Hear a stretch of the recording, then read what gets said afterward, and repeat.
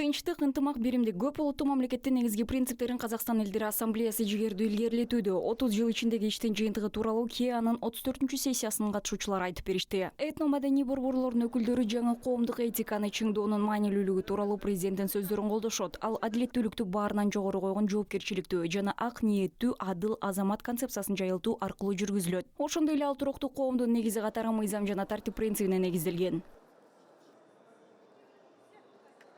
Нашей молодежи больше повезло, чем нам.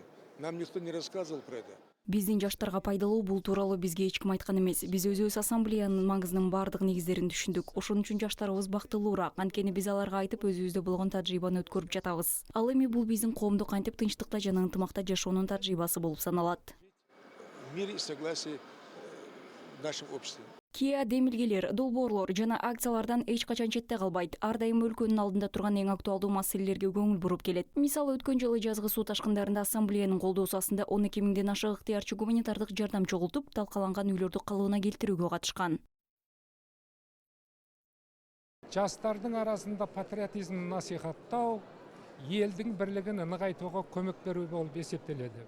Биз аксакалдар катары жаштарды патриоттуулукка тарбиялап, өлкөнүн биримдигин бекемдөөгө салым кошууга аракет кылабыз. Сабаттуу аң сезим коомдук долбоорунун алкагында биз жаман адаттарга, кумар оюндарына, үй бүлөдөгү зомбулукка жана вандализмге каршы иш-чараларды өткөрүп жатабыз. КС 30 жыл ичинде казакстандык иденттүүлүктүн жана жарандыктын негизинде этностордун биригүүсүн жана интеграциясын камсыздады.